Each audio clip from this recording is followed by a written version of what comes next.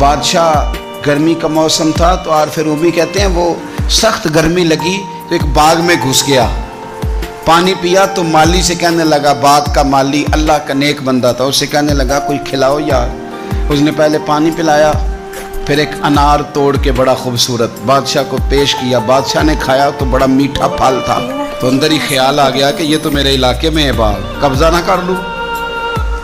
اس پر قابض نہ ہو جاؤں۔ یہ کہتے ہی اس نے جب دوبارہ مطالبہ کیا نا، اندر بات ہے، کہنے لگا ایک اور لانا انار، وہ توڑ کے لایا، درویش آدمی تو جب دیا اس کو تو کڑوا نکلا،